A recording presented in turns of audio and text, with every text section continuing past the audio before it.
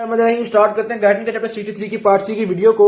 इसमें इंशाल्लाह तीन तरह की चीजें हम पढ़ रहे होंगे। नंबर 1 मूवमेंट्स पढ़ेंगे, नंबर 2 हम ब्लड फ्लो को स्टडी करेंगे और नंबर 3 न्यूरल कंट्रोल को स्टडी करेंगे। ठीक है, मूवमेंट देखिएगा, फंक्शनल टाइप्स ऑफ मूवमेंट्स की दो टाइप्स हैं, प्रोपल्सिव मूवमेंट्स और मिक्सिंग मूवमेंट्स। प्रोपल्सिव मूवमेंट मतलब है वो मूवमेंट जो कि फूड को आगे की तरफ को ट्रेवल करवा रही है, जिसमें हमारे पास आती है पेरिस्टालसिस। पेरिस्टालसिस बेसिकली होती क्या है, हम एक साइड पे कंस्ट्रिक्शन रिंग फॉर्म होता है, जिस तरह कि आप ये देख सकते हैं कि ये फूड का बोलस है, तो इसकी एक साइड पे कंस्ट्रिक्शन रिंग फॉर्म हो जाएगा, यानी कंस्ट्रिक्शन होगी और वो आगे को धकेलेगा बोलस को। ठीक है जी, इधर रिलैक्सेशन हो गई, इधर कंस्ट्रिक्शन हो गई, बोलस आगे को ट्रेवल करेगा, जैसे जैसे ये आगे जाई जाएगा कंस्ट्रिक्शन रिंग भी आगे जाई जाएगा और इसको आगे की तरफ धकेलता चला जाएगा। तो ये हो गया हमारा पेरिस्टालसिस। ये पेरिस्टालसिस सिर्फ गट पे नहीं होती बल्कि और भी जगह पे होती है, जैसे मिसाल के तौर पे बाइल डक्ट में होती है, ग्लैंडुलर डक्ट में होती है, यूरेटस वगैरह में होती है। ठीक होगी बात। फिर वो बताते हैं कि पेरिस्टालसिस होती किस वजह से है। एक तो हो गया आपके पास मिसाल के तौर पे कोई फूड पार्टिकल आया है, उस फूड पार्टिकल की वजह से एक स्ट्रेच प्रोड्यूस होता है। ठीक है, तो ये जो फिजिकल इरिटेशन है या स्ट्रेच का जो सेंसरी सिग्नल जाएंगे, इसकी वजह से पेरिस्टालसिस कॉज होती है।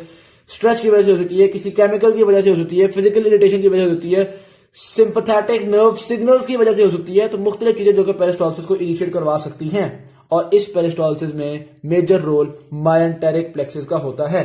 तो फंक्शन ऑफ मायोन्टेरिक प्लेक्सस का अंदाजा हमें इस तरह से हुआ कि अगर किसी शख्स के अंदर कंजेनिटल एब्सेंस ऑफ मायोन्टेरिक प्लेक्सस, यानी कि बाय बर्थ उस पर मायोन्टेरिक प्लेक्सस हो ही ना, तो उस पर पेरिस्टालसिस नहीं हो पाती सही से। ठीक होगी बात। और दूसरा हमें यह भी पता चल गया कि कुछ ड्रग्स होते हैं जिस तरह एट्रोपिन वगैरह होते हैं जो कि पैरालाइज कर देते हैं नर्व एंडिंग्स को। तो अगर हम ये एट्रोपिन से मायोन्टेरिक प्लेक्सस को खराब करें, मतलब रोक दें, तो भी पेरिस्टालसिस नहीं हो पाती। तो हमें पता चल गया कि पेरिस्टालसिस मायोन्टेरिक प्लेक्सस करवा रहा होता है।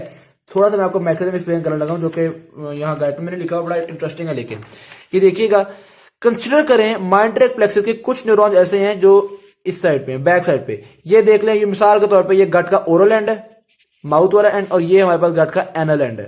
ठीक, पेरिस्टालसिस ओरल एंड से एनल एंड की तरफ हमारे पास यूजुअली होती है। ठीक, अब मायोन्टेरिक प्लेक्सस के कुछ न्यूरॉन्स है जो कि ओरल एंड की तरफ जिनके फाइबर्स जा रहे हैं, और कुछ न्यूरॉन्स है जिनके एनल एंड की तरफ फाइबर्स जा रहे हैं। ठीक, जिनके फाइबर्स ओरल एंड की तरफ जा रहे हैं ना, वो एक्साइटेशन कॉज करते हैं, यानी मसल की कंट्रैक्शन कॉज करते हैं, और जो एनल एंड वाले हैं ना, वो आपके पास मसल्स की रिलैक्सेशन कॉज करते हैं। अब होगा क्या, ये बोलस आया, बोलस ने सेंसरी सिग्नल्स भेजे, सेंसरी सिग्नल के मायोन्टेरिक प्लेक्सस तक दोनों तरह के न्यूरॉन्स स्टिमुलेट हो गए, दोनों तरह के न्यूरॉन्स अपने काम करेंगे। अब इस साइड पे बोलस से इस साइड पे, यानी बोलस से ओरल साइड पे मसल की कंट्रैक्शन होगी और इसकी एनल साइड पे मसल की रिलैक्सेशन होगी। एज अ रिजल्ट इस बोरल इसकी इस साइड पे आगे पास कॉन्ट्रैक्शन हो जाएगी और इस साइड पे रिलैक्सेशन हो जाएगी। तो ये आगे पास कॉन्ट्रैक्टाइल रिंग बन गया और ये इस तरफ को ट्रेवल करवाई जाएगा।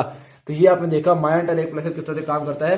ये जो मैंने दो टाइप के फाइबर बताए, ये आपको ना भी आते हुए तो खैर है, ये गट में नहीं लिखे, वैसे कॉन्सेप्ट के हवाले से बात की है। और जो नेक्स्ट पैराग्राफ में बात करें वो है law of the gut. Law of the gut ये है कि पेरिस्टालसिस माउथ की तरफ से एनल की तरफ होता है, या हम कह सकते हैं इस साइड पे ये डिसअपीयर हो रहा होता है, खत्म हो रहा होता है, और इस साइड पे ये अपीयर हो रहा होता है। कॉन्ट्रैक्टाइल रिंग ओरल एंड पे डेवलप हो रहा है और इस साइड पे खत्म हो रहा है। यहां पर लिखा हुआ है but normally dies out rapidly in the oral direction.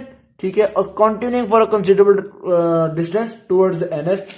जैसे जैसे ये फूड इस तरफ ट्रेवल करता जाएगा तो पीछे तो क्लियर होता जा रहा है ना, तो ओरल डायरेक्शन में डाई आउट कर जाएगा और इस तरफ एनल डायरेक्शन में ये डेवलप होता चला जाएगा। ओरल डायरेक्शन में कुछ नहीं, एनल डायरेक्शन में जाता है, फूड माउथ से एनल की तरफ जाएगा। मुख्तसर सी बात ये है। तो बहुत ही सिंपल सा था हमारे पास लॉ ऑफ पेरिस्टालसिस। अच्छा, एक और चीज देखिएगा, जिस वक्त इस फूड के ओरल एंड पे कॉन्ट्रैक्शन हो रही है, उस वक्त इसकी एनल एंड पे काफी मतलब कई सेंटीमीटर रिलैक्सेशन हो जाती है।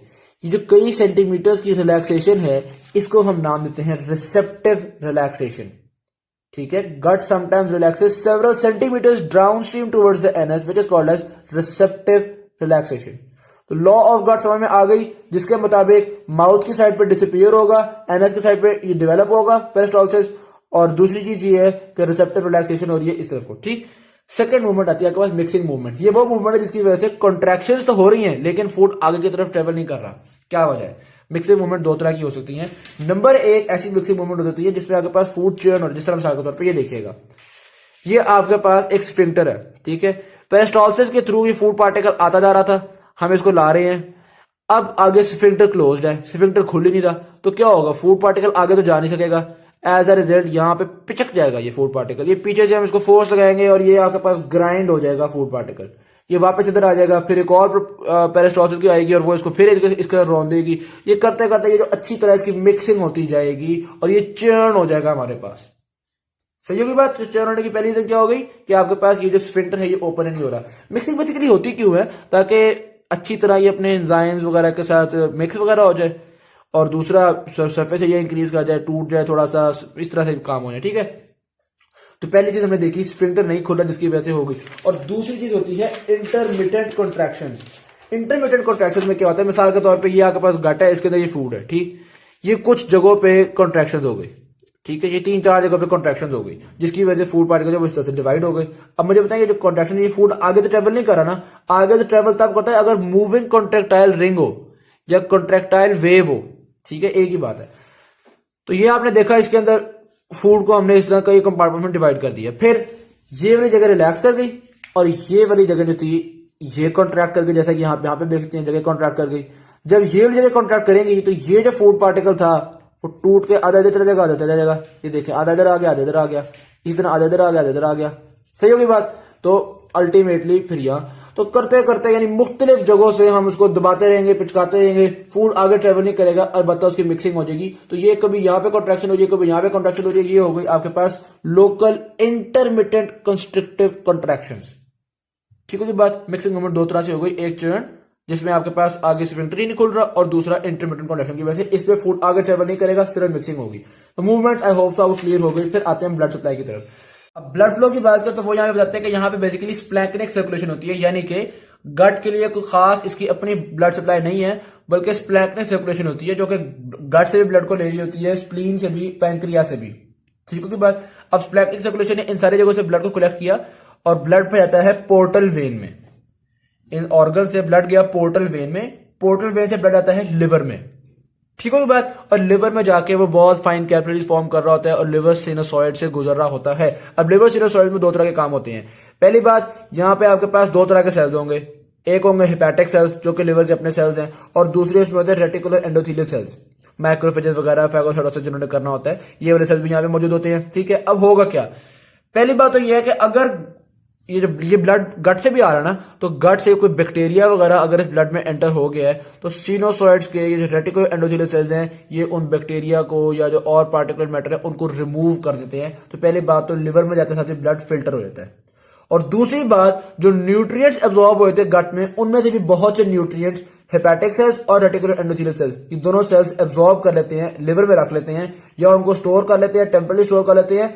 मतलब बहुत सारा ग्लूकोज वगैरह भी आपको पता है लिवर में निकल के ग्लाइकोजन में कन्वर्ट हो जाती है। ठीक है, तो लिवर में दो तरह के काम हुए, एक तो ब्लड फिल्टर हो गया, दूसरा गट से आने वाले न्यूट्रिएंट्स जो है वो यहाँ पे एब्जॉर्ब हो गए।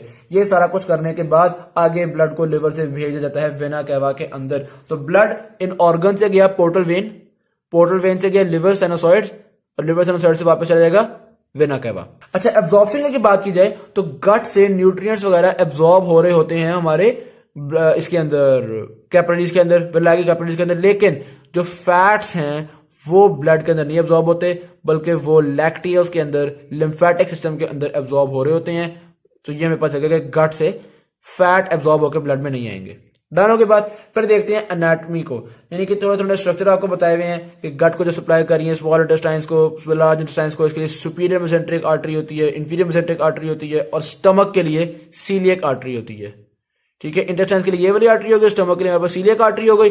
अच्छा, फिर वो एक और बात आपको बता रहे हैं, वो मतलब थोड़ा फाइन स्ट्रक्चर बता रहे हैं कि किस तरह से वो आर्टरीज होती हैं, वो वॉल के इर्द गिर्द जारी होती हैं, आगे जाके मिल रही होती हैं, ये बातें उन्होंने बताई हुई हैं। और पता ये जरूर बता रहे हैं तो ब्लड वेसल्स जो हैं वो डिवाइड करके गट की वॉल में 3 लेवल से ब्लड सप्लाई दे रही होती हैं। एक स्मूथ मसल बंडल्स के लेवल पे, नंबर 2 सब म्यूकोजल वेसल्स के अंदर तौर पे सब म्यूकोजा के अंदर, और नंबर 3 हमारे पास जो विलाय होते हैं इंटेस्टाइन में, उन विलाय के अंदर ये जो कैपिलरीज विलाय की होती है ये। ठीक होगी बात। अच्छा, फिर वो बताते हैं कि मेटाबॉलिक एक्टिविटी से ये गट के ब्लड फ्लो को क्या फर्क पड़ता है। सीधी सी बात है, जिस वक्त एब्जॉर्प्शन वगैरह ज्यादा हो रही है, विलाय में एब्जॉर्प्शन ज्यादा हो रही है तो विलाय में ब्लड फ्लो इंक्रीज कर देगा। ठीक है, खाना खाएगा तो इन चीजों के अंदर हमारे पास ब्लड फ्लो इंक्रीज करता है। वो कह रहे हैं कि जब हम स्टिमुलेट कर रहे होते हैं तो हमारे मोटर एक्टिविटी भी बढ़ती है, सिक्रीटरी एक्टिविटी भी बढ़ती है, एब्जॉर्प्टिव एक्टिविटी भी बढ़ती है। तो जब एक्टिविटी इंक्रीज होती है ब्लड फ्लो इंक्रीज कर जाता है और दूसरी सूरत हाल में ब्लड फ्लो डिक्रीज कर जाता है। मेटाबॉलिज्म इंक्रीज करने में ब्लड फ्लो इंक्रीज कैसे करता है, तो क्या मैकेनिज्म है ठीक है, उनको भी थोड़ा सा देख लेते हैं। जिस तरह आपको पहले याद होगा हमने पढ़ा था वेज़ोडाइलेटर थ्योरी कि कौन कौन सी चीजें जो कि ब्लड वेसल्स को वेज़ोडाइलेट करवा रही हैं, ठीक है। उसी तरह की यहाँ पे थ्योरी है। सबसे पहले आती है यहाँ पे सेवरल वेज़ोडाइलेटर सब्सटेंसेस होते हैं। जिस तरह हमने ब्लड वेसल की वेज़ोडाइलेटर थ्योरी पढ़ी थी, तो यहाँ भी वेज़ोडाइलेटर सब्सटेंसेस रिलीज हो रहे होते हैं, पेप्टाइड हार्मोन्स, कोलेसिस्टोकाइनिन, ये हार्मोन्स जो हैं वो आपके पास वेज़ोडाइलेशन कॉज करवा रहे होते हैं। दूसरा यहाँ पे हमारे पास काइनेन्स होते हैं, जिस तरह के कैलिडेन और ब्रेडिकाइनिन, ये दो काइनेन्स हैं जो कि वेज़ोडाइलेशन करवा रहे होते हैं, ठीक है। ब्लड वेसल में भी पढ़ा था हमने, हिस्टामिन होते हैं, ब्रेडिकाइनिन होते हैं, हेपारिन वगैरह, ये सब कुछ होता है। खैर बहरहाल यहाँ पे हमने देख लिया। और तीसरा कह रहे हैं कि मेटाबॉलिज्म में ऑक्सीजन की जो कंसंट्रेशन डिक्रीज होगी उसकी वजह से वेज़ोडाइलेशन हो रही है। आपको याद होगा ब्लड वेसल की भी हमने ऑक्सीजन डिमांड थ्योरी पढ़ी थी, उसी तरह की बात यहाँ पे भी है। जब ऑक्सीजन की कमी होगी तो ब्लड वेसल डायलेट कर जाएंगी। ऑक्सीजन की कमी में और भी चीजें होंगी, जिस तरह मिसाल के तौर पे ऑक्सीजन की डेफिशिएंसी में एडेनोसिन इंक्रीज करती है और एडेनोसिन भी वेज़ोडाइलेशन इफेक्ट रखती है, ठीक। तो ये मुख्तलिफ चीजें हमने देख ली, तीन चीजें जो कि वेज़ोडाइलेशन कॉज कर रही हैं। फिर आता है counter current blood flow in the villi या ऑक्सीजन की शंटिंग। ये बड़ी इंटरेस्टिंग चीज है।